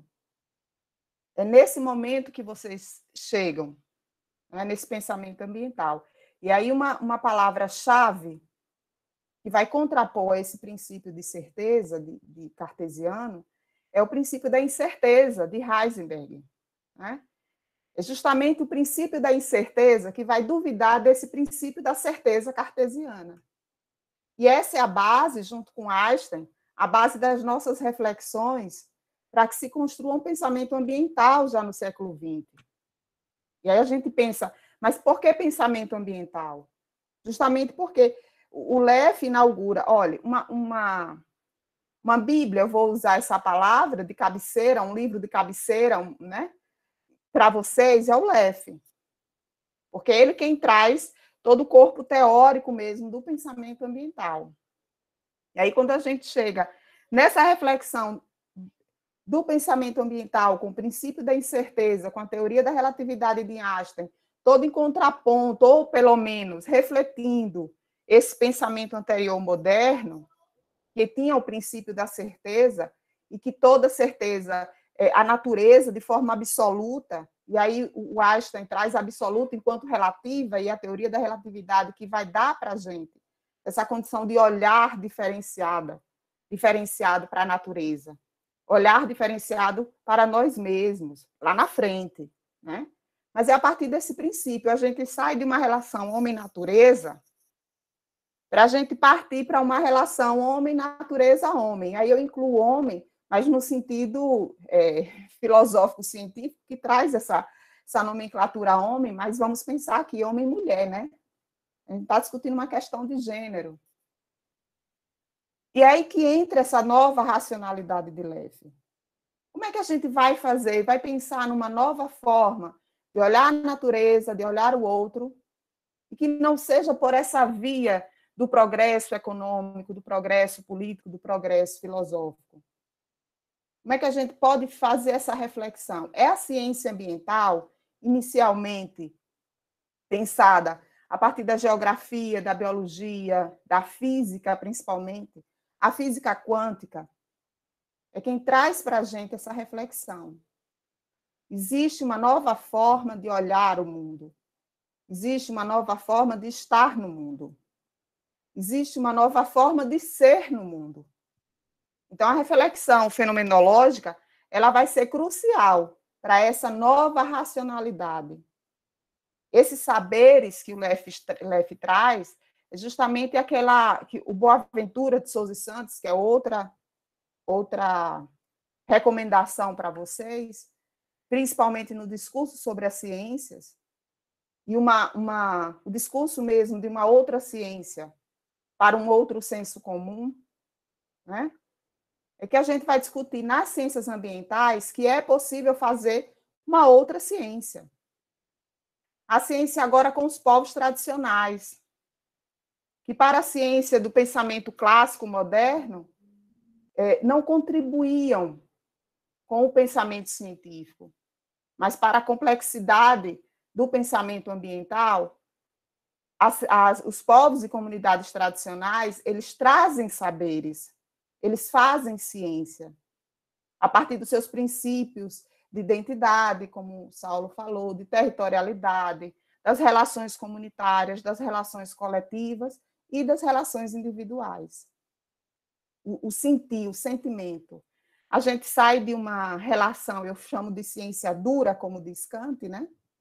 De uma relação de afastamento do homem com a natureza, dessa relação externa do homem da natureza, para uma relação interna, como disse lá Rousseau, né? Quando ele se via no herbário e se via como uma planta, e se via nascendo, crescendo e morrendo como uma planta. Né? Então, é essa reflexão que poucos pensaram no século XVIII e XIX, que a gente chega no século XX, com todos esses nossos modelos econômicos, que vai exaurir de forma bem intensa a natureza, e que traz hoje para a gente uma questão que foi muito falada hoje pela professora Joelma, que foi o vírus. Que são os vírus, que são as bactérias, né? Que estão lá no início da nossa existência. E que todo mundo morre, todo mundo passa e eles ficam. Né? Porque eles são da natureza. eles se modificam na natureza. E eles não transformam a natureza, eles se transformam pela natureza, com a natureza, diferentemente de nós humanos, né? Então, essa é uma reflexão, essas reflexões que o professor Saulo traz, importantíssimas para que vocês, eu espero que mais à frente, vocês vão anotando esses conceitos que são a base do pensamento ambiental. O que é natureza? O que é meio ambiente? O que é desenvolvimento sustentável? O que é sustentabilidade? O LEF traz essa nova forma de enxergar a natureza, as relações sociais, coletivas e individuais. Ele traz pela via de uma sustentabilidade econômica, ambiental e social. Então, é importante que vocês, no decorrer do processo das leituras, vocês reflitam qual o lugar de cada um de vocês nesse pensamento ambiental. Lembrar que o pensamento ambiental, ele não é o hoje, ele é a totalidade. Ele é desde lá da Grécia Antiga até hoje, com o Hans Jonas, com o Heidegger, com o Habermas, que o Saulo trouxe, com o Leff, com o Boaventura. Então, em que lugar vocês se encontram? Eu penso que essa é a pergunta da noite. Qual o lugar da pesquisa de vocês? Em que lugar desse vasto pensamento complexo, e a ideia de complexidade é como vocês entendem mesmo, né? De um caos organizado, de uma organização pelo caos, né? Então, onde vocês se encontram? Dentro das pesquisas de vocês, em que medida vocês estão refletindo que paradigma, de que época do pensamento ambiental? Vocês são modernos? A magia da ciência ambiental é essa. É você poder estar onde você quiser. Você pode ser moderno, você pode ter um pensamento utilitarista, sempre encontrando formas, porque existe isso dentro do pensamento ambiental, porque isso é ciência, né? Essa forma de confronto, de conflito é saudável no sentido científico, né? Então, por isso que Saulo falou sempre de todos os conceitos que ele vinha, isso é muito discutido, isso é muito discutido, isso é muito... Porque a ciência é isso, né? Então, em que lugar vocês se encontram? O pensamento de vocês, o que é que vocês estão fazendo? O que vai embasar o pensamento de vocês? É grego? Vocês estão com um pensamento platônico? Vocês estão refletindo um pensamento socrático? A base do pensamento de vocês é moderno? É cartesiano? Né? É kantiano? É russoniano? É o quê? Porque a teoria, a filosofia, ela vai embasar o pensamento de vocês, da pesquisa, né? Porque é a teoria que vai dar a resposta às práticas que vocês vão executar, ou querem executar, desejam executar. Eu penso que a noite de hoje, ela é muito propícia para isso, para vocês refletirem em que lugar vocês se encontram. Quando eu disse a vocês pela manhã, pela tarde, que vocês precisavam saber qual lugar de vocês, não no mestrado, é qual lugar dentro da epistemologia da ciência.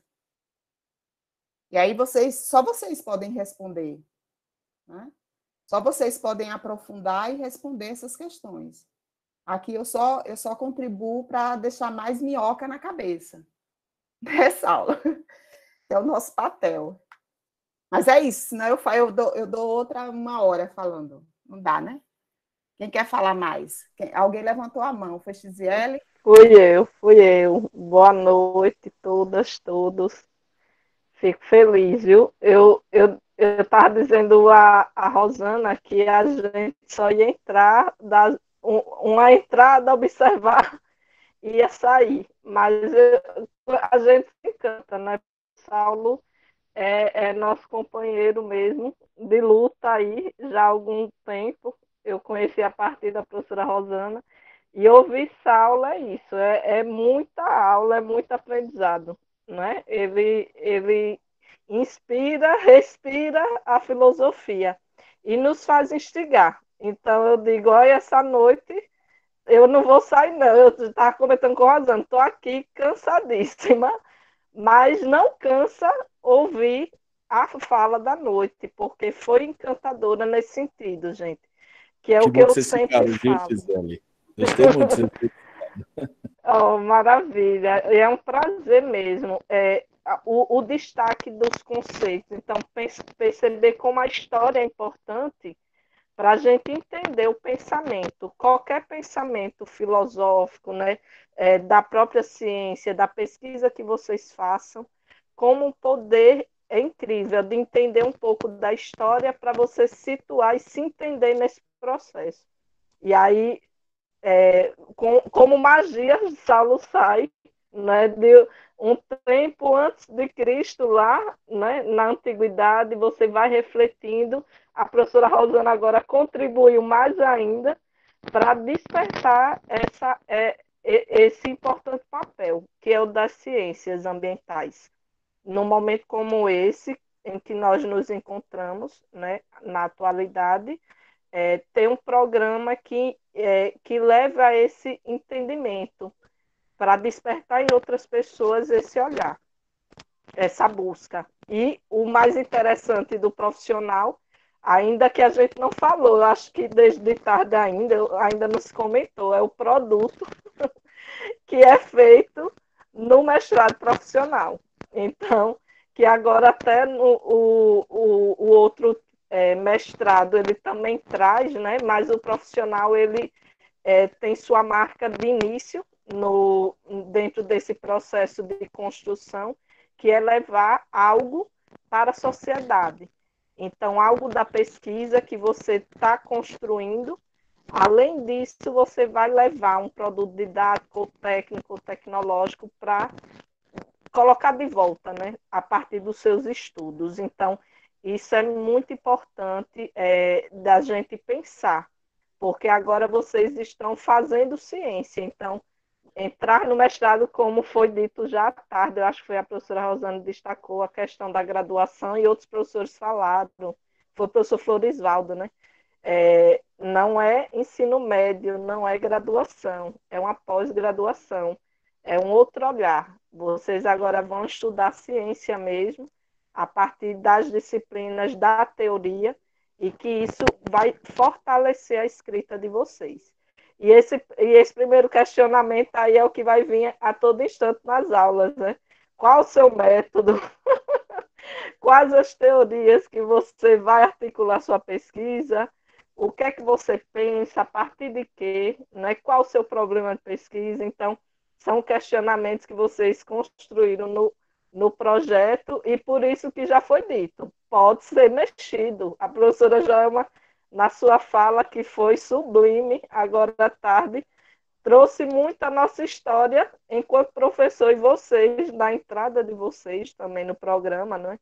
Nisso, que o entrar no programa, a gente vai, não, a nossa saída não é a mesma de quando entrou, porque cada momento é um aprendizado novo e é uma mudança em nós mesmos, porque é uma construção, uma reconstrução, não sei como vocês queiram, mas é esse embalar que a professora Joelma trouxe, muito inspirada, me emocionei, fiquei assim o resto da tarde encantada com a reflexão que ela trouxe a partir da vivência da atualidade, né? E nos ver nesse processo que o que a gente faz é uma transformação social. Mas para isso eu preciso me entender nesse processo. Quem eu sou, né?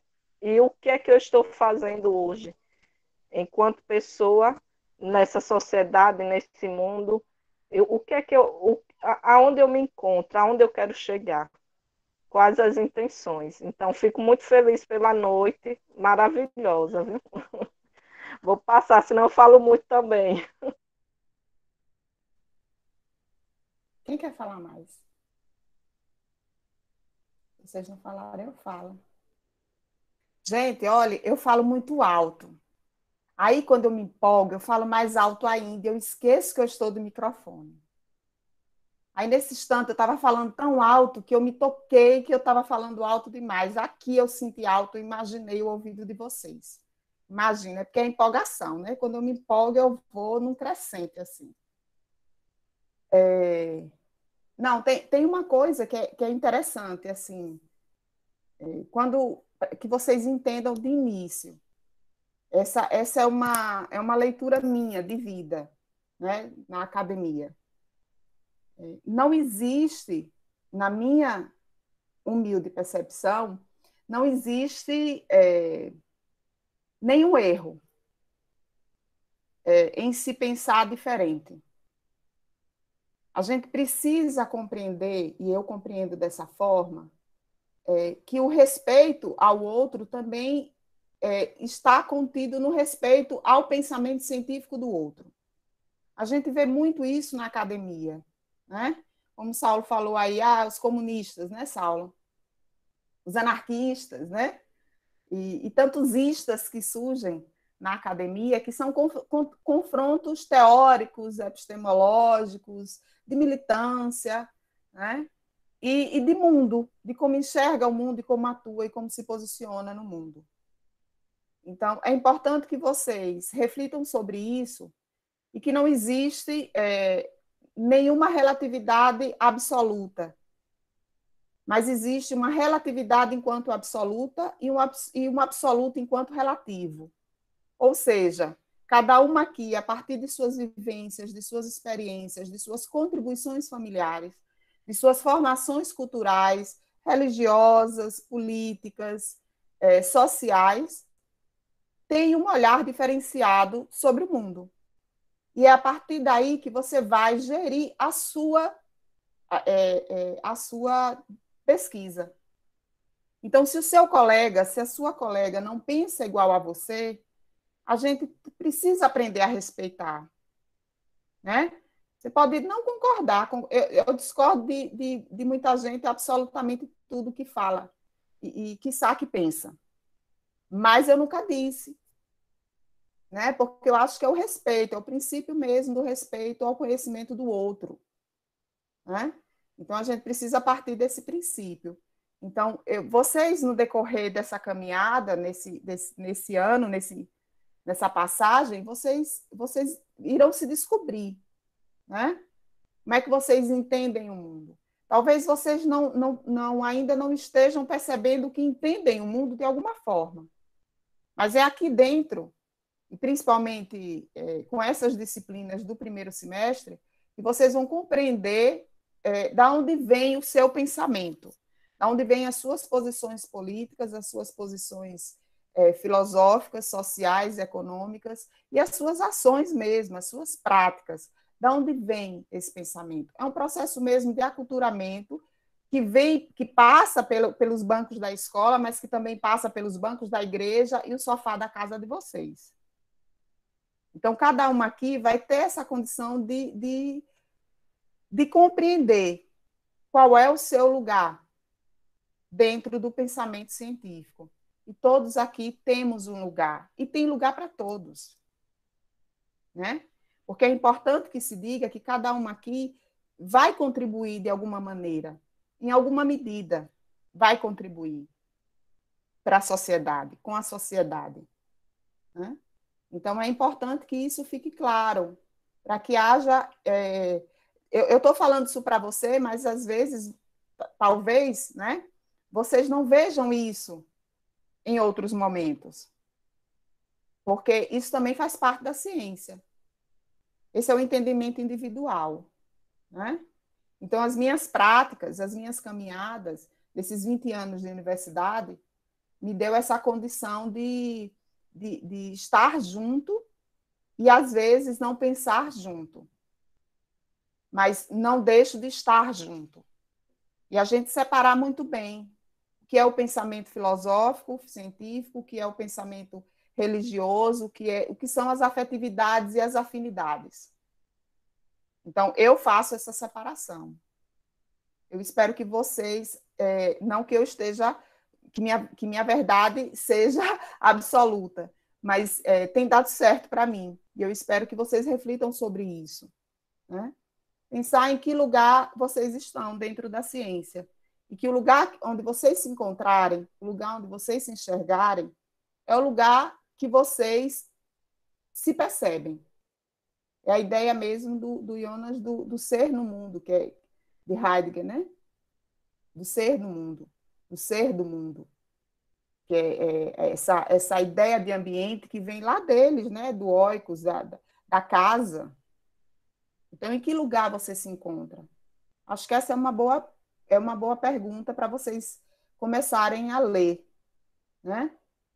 Com quem vocês estão tendo afinidade de pensamento. Uma outra coisa assim, que eu sempre sugiro é que vocês conversem com quem vocês leem. Ali são pensamentos, né? É matéria. Né? Na física quântica, pensamento é matéria. Então, ali são pensamentos. Reflitam, dialoguem com quem você lê. Discorde de quem você lê. Reformule, construa, reconstrua a partir do que você lê. Isso é fazer ciência. Eu vou voltar, Joelma, porque hoje você foi, né? O texto de Joelma, eu fiquei conversando com Xiziele, né? Porque foi uma reflexão que a gente diz assim, de um dia para o outro, porque foi muito pouco tempo para fazer aquela reflexão profunda. Mas esse dia para o outro da escrita não é o dia para o outro da maturação, da reflexão e do conhecimento. É a caminhada também dela, né? Então, é como eu disse, você só escreve se lê. Talvez se ela não tivesse lido, ela não poderia jamais ter feito uma reflexão daquela, ou de nenhuma outra, porque a gente acaba reproduzindo o pensamento do outro. E a ciência também contesta o pensamento do outro. Aliás, a ciência contesta o pensamento do outro. Né? Então, é importante que vocês, quem anotou, né, mas se não anotou, o Saulo vai voltar todas essas reflexões aí durante a disciplina, que vocês dialoguem com ele sobre isso. Né? Porque Saulo tem muita leitura e aprofundada de vários filósofos. A filosofia foi a vida dele. Eu encontrei a filosofia há 15 anos atrás, mas Saulo encontrou quando nasceu. Né? Então, Saulo tem um aprofundamento aí de reflexões e ele traz muitas contribuições que vão clareando a ideia de vocês. E vocês sempre voltem aos seus projetos de pesquisa, os projetos de entrada. Né? E aí reflitam tudo que for dito, que for discutido, que for pensado nas aulas, reflitam os projetos de vocês. Reflitam se realmente era aquilo que você queria fazer, se era aquilo que você queria dizer, né? Se aquela é a contribuição que você quer dar. Aí vocês vão maturando, vão aprofundando. Mas é assim que se faz ciência, é lento e gradual. Né? É isso. Ninguém fala não, só nós três. Joelma, você gosta de falar também, Joelma, porque você não fala. Joelma briga para falar. Eu, Xiziele e Joelma não dá para ninguém.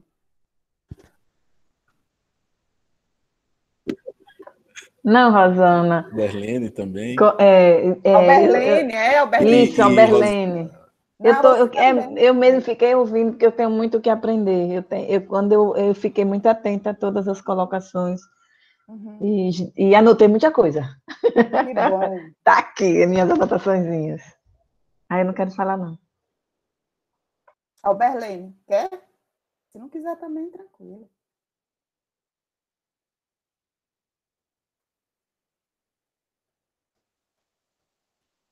Bom, quanto aprendizado, né, nessa noite. Então, eu sempre falo que eu aprendo muito, né, com vocês, professores. A Rosana sabe disso, que eu admiro muito, né, o trabalho dela, que ela vem desenvolvendo, Xiziele, Saulo, Joelma, que eu estou conhecendo agora, né. Então, parabenizo, Saulo, por toda essa discussão, muito pertinente, e com certeza vocês irão aprender muito, né, com esses professores agora desse semestre, né, onde vão estar discutindo com vocês sobre a questão da teoria, do método, né, dos procedimentos metodológicos da pesquisa de vocês. E como a professora Rosana mesmo falou, né, então cada pessoa tem uma leitura de mundo e que deve ser respeitado, né, porque vai ter alunos que vai pensar diferente, né, vai trazer uma discussão a partir do seu olhar de mundo, e aí vai se encontrando no método, né, e a teoria, e vocês terão aí a oportunidade de aprender os conceitos, né, teóricos a partir dos autores, então que vocês possam aproveitar muito esse momento. E como a professora Rosana mesmo disse, né, a questão da leitura, a leitura é fundamental, porque você só consegue, né, ter uma escrita boa, né, você só consegue escrever se você ler. Então, que vocês possam ler, né, aprofundar nos conceitos, né, e com certeza, né, vocês aí vão se apaixonando cada vez mais, né, com a pesquisa de vocês. Espero, né, que esse momento possa passar, esse momento pandêmico que a gente está vivendo, possa passar, e que vocês possam, né, fazer o campo, né, no próximo ano, ou até mesmo no final do ano, né, e aí vocês vão trazer a discussão, teoria, né, e prática, que são indissociáveis no conhecimento.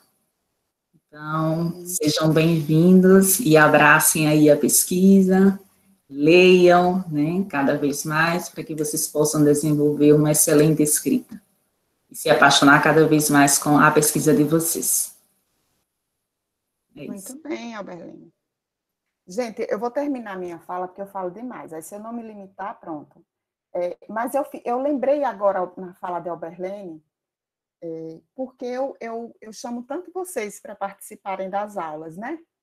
Eu imploro a vocês que falem, que participem, que coloquem seus pensamentos, que duvidem, que discordem, né, nas aulas, porque a gente cresce num coletivo mesmo de pensamentos. Aí eu lembrei de uma aluna da turma 2019, como eu vou falar bem dela, eu vou falar o nome dela, que é Itamara, né?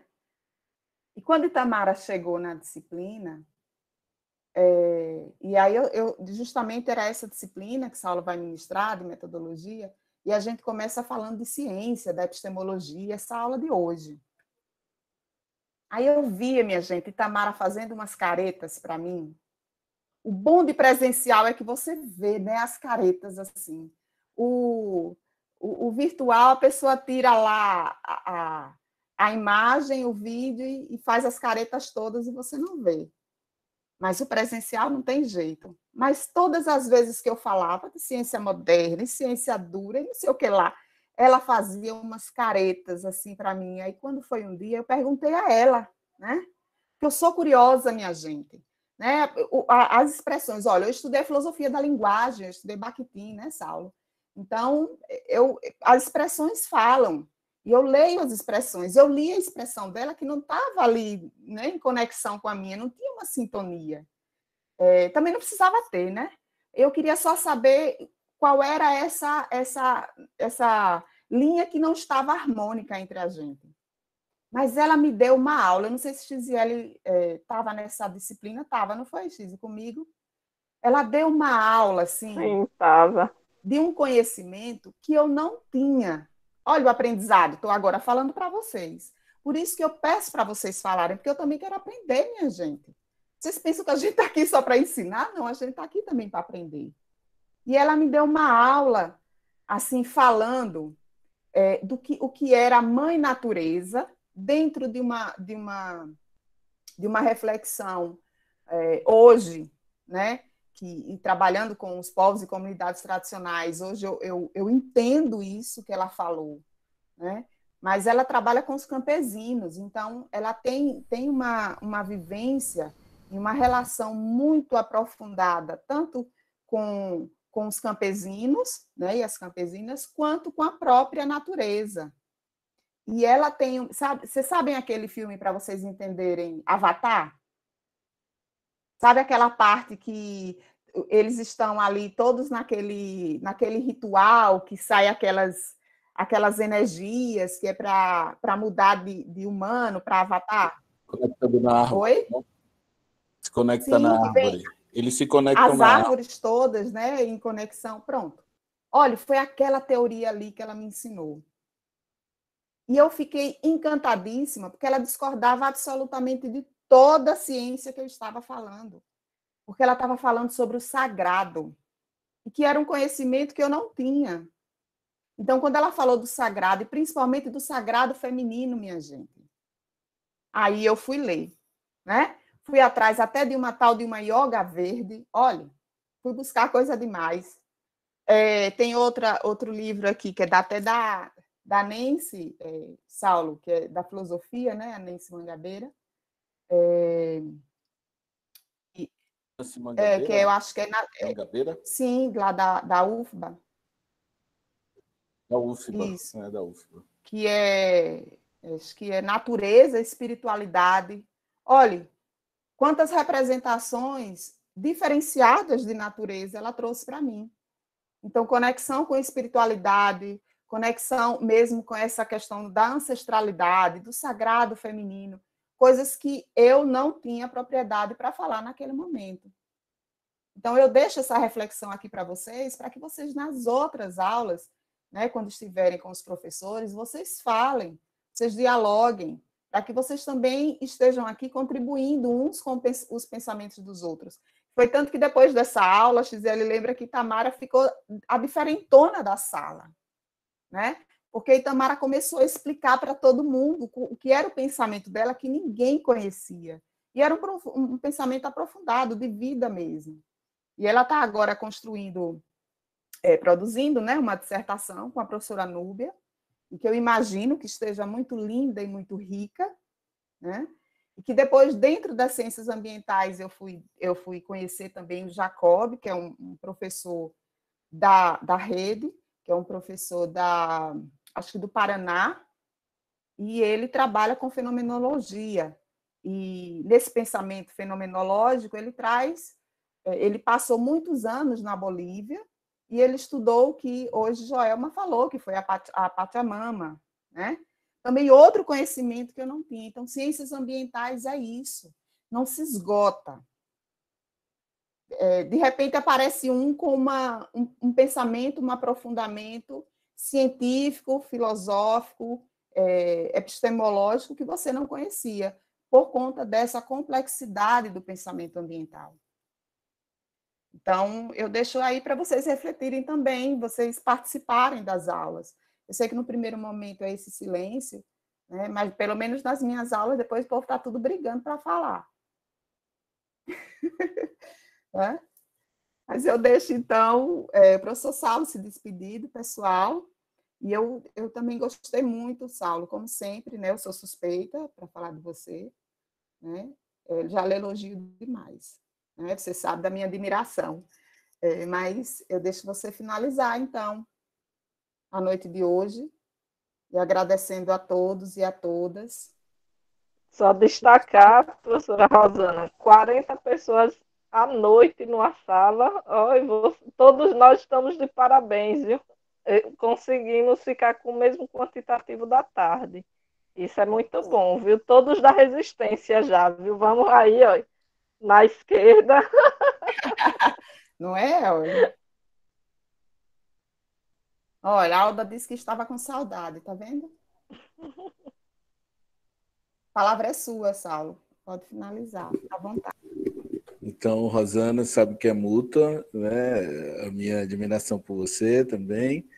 E é muito bom estar aqui. Foi assim, porque não sabe, foi a professora Rosana que me convidou para vir para o Oficiame, né? E depois aí veio a professora Xiziele, Alberlene, completou o time com a professora Joelma, mais recente. Acho muito bom, né? O corpo docente. Eu gosto muito do programa. Eu acho que todos vocês aí, os heróis da resistência, né, Gisele, estão aqui até agora. Vocês vão.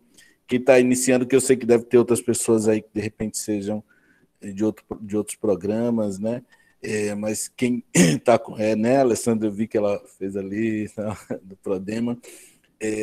Vocês vão aprender muito, não só na minha disciplina, né, mas em todas as outras, mas só enfatizando isso que a Rosana falou, que o aprendizado, e como eu comentei também, ele é dialógico, né, é importante que vocês falem, e porque a gente quer aprender com vocês, né, a realidade, saber a realidade de vocês, e porque também é importante que se comunique, porque quando vocês comunicam, vocês mobilizam, né, todo o aparelho cognitivo, e aí a questão mesmo da estrutura do pensamento de vocês fica mais organizado. Então, é fundamental falar.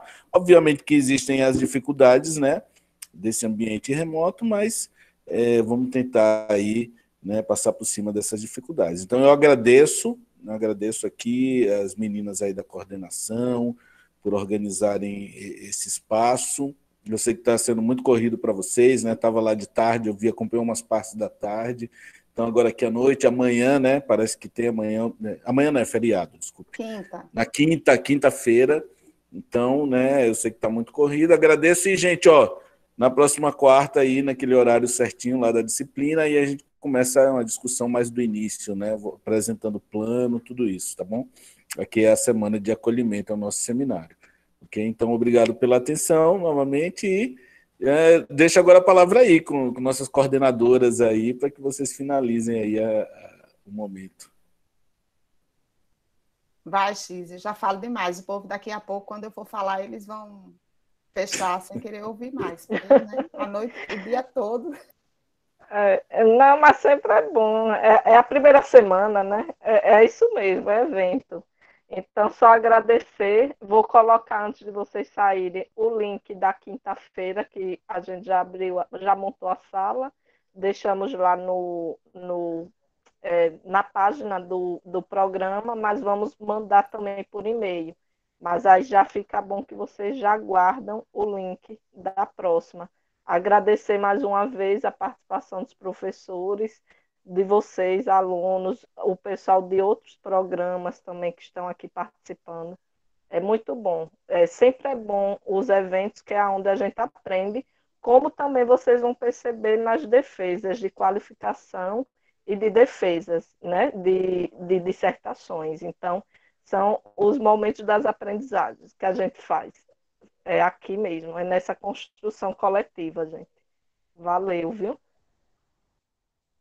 Boa noite, um abraço, cuidem-se. Tchau, tchau. A Aline coloca no grupo, viu? O link.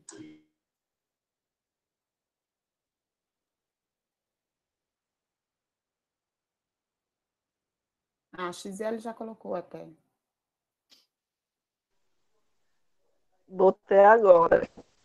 Você manda para a Aline também, X, que Pronto. A Aline tem o contato deles, eles já fizeram grupo. Dos novos, né? Isso, Ótimo. Do Zap. E aí Maravilha. a gente manda no e-mail para todos que estão inscritos e também via CIGA, né? Isso. Lá na página já está até o nosso, só ficou faltando o da sexta. Já pedi às meninas, que assim que elas fizerem, eu coloco na página do programa. Aí vai ficar melhor. Pode parar a gravação, viu, Saulo? Pode parar a gravação, Saulo. Eita, Saulo, depois manda o link pra gente, viu? A gente vai Rosana prestou atenção logo na gravação lá.